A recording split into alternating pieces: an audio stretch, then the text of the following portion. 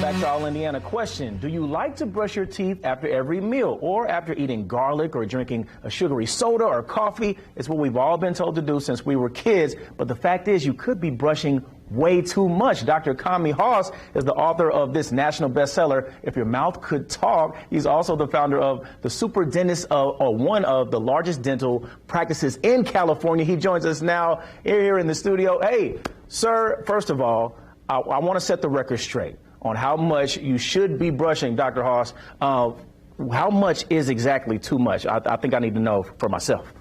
Okay, that's a great question. So you want to, of course, we have two groups of people, the group that ignore their teeth and their mouth, and the other group that overzealously use hard brushes, and they brush too much and they lose the wrong technique. So as far as the number of brushes, it's ideal to just brush in the morning before breakfast and the evening before bedtime. That's another mistake that a lot of people make, is not only they brush too many times, but they brush right after the meal.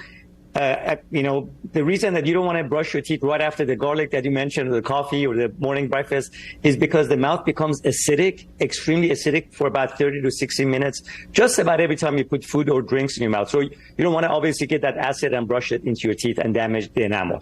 But Dr. Kami, what if my breath is stinking after the garlic? What do I do then?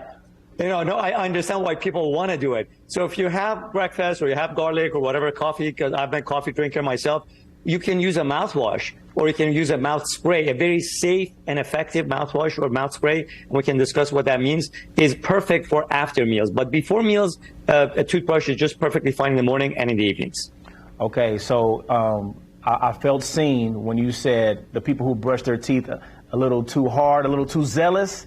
What is the proper way to brush your teeth? Another great question. So right now, up to 74% of Americans have dental sensitivity. And the number one reason behind that is because they use a very harsh toothbrush and they do it the wrong way. So they damage the enamel, they get gum recession, their teeth become sensitive. So first of all, you want to use the right toothbrush.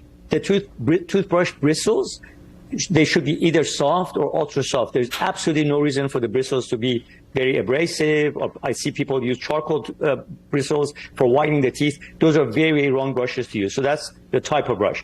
The timing of the brush, we already talked about it. We want to do it before breakfast and before bedtime. And then the method is, you don't want to scrub it. Again, we have these two groups. One ignore, and the other group that scrubs their teeth really hard, and they cause gum recession and damage to the teeth. So you want to put the toothbrush at a 45-degree angle, a soft toothbrush, to your gums and your teeth, and wiggle in small circular motions, and then sweep away from your gums. The most important areas of the teeth to brush are the areas that the teeth are coming out of the gums. Okay, and then there's another important note. You can't really outdo yourself with the mouthwash either, right? Like the mouthwash, you could overdo that too. Yeah, that's another great question. So I get this question all the time, Dr. Haas, is mouthwash good or bad? And that question to me is like, is food good or bad? So I think it's very important for your viewers to think of mouthwash. There are amazing mouthwashes, because mouthwash is a great ingredient, addition to your oral care routine to reach the areas that the toothbrush doesn't. But acidic mouthwashes, and those that advertise that they kill 99% of the germs, are terrible, because they killed all the good microbes in your mouth along with the bad ones. So in a mouthwash, you can use a pH strip to check its acidity. You want to make sure the mouthwash is also alkaline, pH over 7, and you want to make sure this doesn't have any antibacterial, antimicrobial ingredients, perhaps has prebiotics like xylitol and erythritol. And one of my favorite ingredients in mouthwash and toothpaste is nano-hydroxyapatite, which is really what your natural enamel and your dentin is made out of.